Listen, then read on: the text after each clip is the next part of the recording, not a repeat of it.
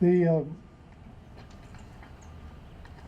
the Battle of Guadalcanal was actually two separate actions.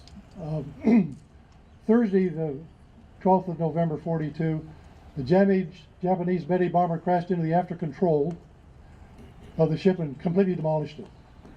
And Admiral Callahan, who was in charge, they had these orders to go up through the channel there by Guadalcanal, because in the past the Japanese would send a couple of 3 destroyers and drop 200 or 300 soldiers at Guadalcanal to reinforce their men there. See, we had taken Guadalcanal August 7th with the first landing there. In fact, Don Jardine, who used to be, or he's passed away, he was in the first wave landing, and they were just set up for it. But the word was that they had this huge fleet. It was a Midnight Express. They come down at midnight. They had two battleships, several destroyers, and 9 transports with 14,000 troops to land on Guadalcanal to retake Henderson Field, because they wanted that so they could jump down to Australia. So Callahan had his orders, and Casson Young, who was the skipper of the San Francisco, said, "Admiral, it's suicide if we do this." He says, "I know, but we have to do it." And so they did. They were right in between. And this is what Chief Johnny's going to tell you about. It was amazing. There's good news, bad news. The battleship Haia, which was right there, turned on their searchlights, and so Admiral Callahan said, "Get the big ones first." Well, one shell from the Haia hit the bridge and killed everybody except one lieutenant commander.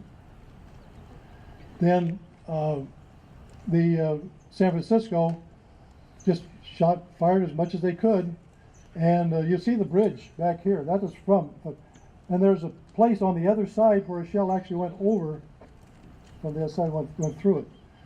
But one shell jammed the rudder of the Haia, so it was derelict, just going around in a circle. And so the Japanese other ships, so they went away. And we brought in submarines, destroyers, torpedoes, couldn't sink it. They had to scuttle it themselves. The Kirishima, which was the other battleship, 2 days later, the Washington, with another cruiser, sank it. So that was one of the major turning points of World War II. It stopped their offensive. So that is really, well, that naval battle, 1:15 in the morning of Friday the 13th, as it says over here on that plaque, 24 minutes of thundering hell. It was. And the official title is Third Savo, because there were 2 battles. Savo is a little island up here, the northwest corner of Guadalcanal. And the first time there were 3 destroyers that went around, the Japanese sunk them. Second Savo was 2 cruisers, the Japanese sunk them. So this was, quote, around the Third Savo. And it was Florida Sound was the name of the place. So many ships were sunk, they named it Iron Bottom Sound and then Iron Bottom Bay, because of all the ships. From that naval battle of Guadalcanal, there were 4 Medals of Honor, 23 Navy Crosses, 21 Silver Stars, 236 Purple Hearts because of the 107 men killed and 129 wounded. Ships were named after sailors killed in action. They're listed in the program. Should be the Callahan destroyer for Rear Admiral Daniel Callahan, the Casson Young for Captain Casson Young destroyer, USS Kepler for boatswain mate first Reinhard Kepler, and 19 destroyer escorts were named for Navy Cross awardees killed in action. The USS Harmon, DE 678, was named for Messman First Class Leonard Harmon, the first U.S. Navy ship named for a black sailor. Now in those days, black African American, they could only join the Navy as stewards. That was it. Eventually they could go for another rate, but that was it. And he was an incredible person. He was helping everybody. The stewards would go with the hospitalmen, help out wherever they could. In fact, one of the Gene Tenet, Johnny, did he pass away or is he still with us? Oh, he just passed away last week. He was one of the stewards, and he was just helping everybody, doing everything. He was the chair of honor a few years ago, bless his heart. Now, who do we have here? Who are you? I snuck in. Fred Heath, Marine Corps. You're not Buck. Yes, I am. Buck Camhausen. Okay, Buck, first time you've been here. Yes. Article, yeah. Chief Johnny Johnson, our chair of honor. He, if you have 3 or 4 hours, he can tell you about himself, but we're going to, Major Gene Redding, who is president of the San Francisco Foundation, retired Marine. Peter Hope, one of our foreigners, he's on the committee. He's the one that sets up the license so he can do this, and the certificates all. Ed Belstrari, Marine. You're the commandant of the J.T. Breckenridge Marine Corps League Detachment number 10. Ed Fullwider, he's a China Marine. This means he served in China before World War II. That's why, he's 93 going on 65. That's Ray Fong. He's pretty much in charge of all the veterans of all services with the VFW. And then we have Angus Blackwood, Lieutenant, U.S. Navy, President of the San Francisco Council Navy League of the United States. He might even get to say a few words as we go on. Of course, Colonel John Stevens couldn't be here. He was a Pearl Harbor survivor over Kaneohe, but he's on a cruise.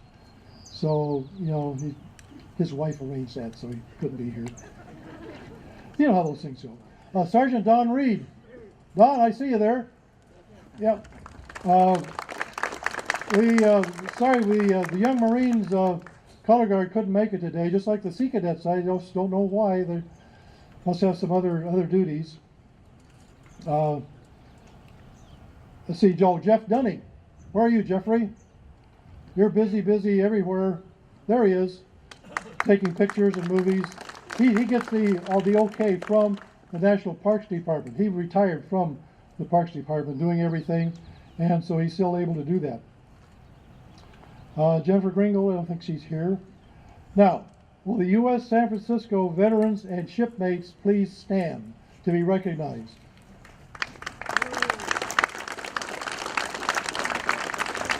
Chief Johnny Johnson, Heber Holbrook, John Egan, those two were wounded. Heber was a foreman. John Egan was in the Marines, and he was in charge of the gun crew up on the top of this, looking down, and shooting at the battleships, cruiser, whatever. One shell wiped out all of your men except 4, and then on the other side of the ship, his counterpart was the only one that was killed. So God be with you. Pearl Harbor survivors. There we are. 1, 2. Heber was not on the San Francisco at Pearl Harbor, but soon afterwards he was transferred. All other World War II veterans.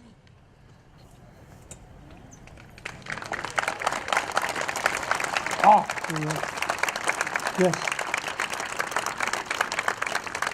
Cold War veterans. There's got to be quite a few of those. I remember one time I missed them. There we are.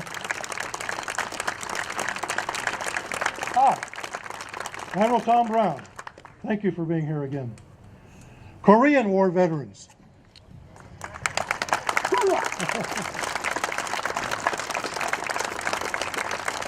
I was not in the war zone, but I was served during that time. Vietnam veterans. All right.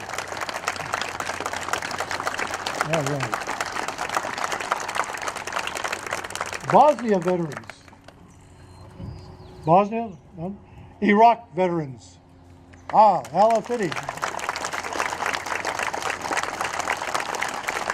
3. Good. Afghanistan veterans.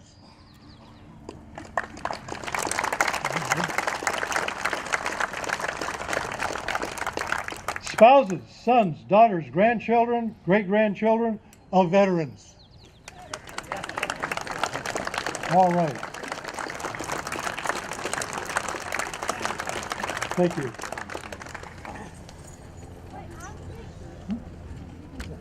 Allied veterans and relatives of Allied veterans. I know we have one.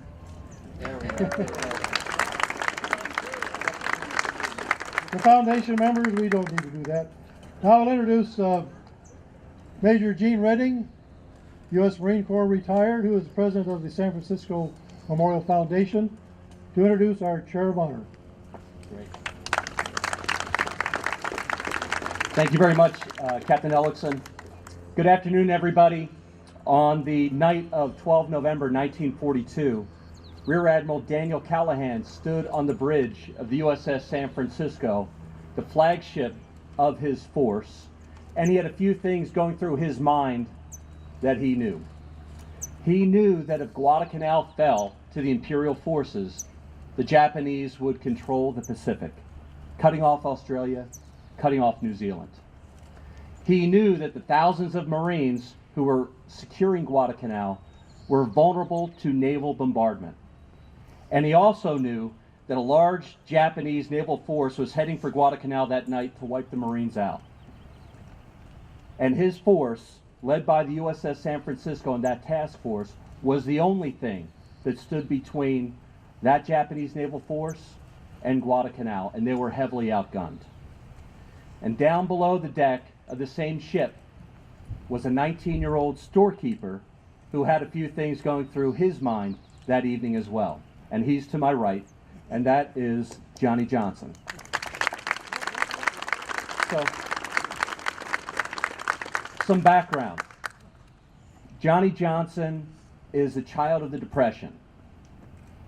He struggled, but he didn't know life was hard. Resources were short, but he never felt poor.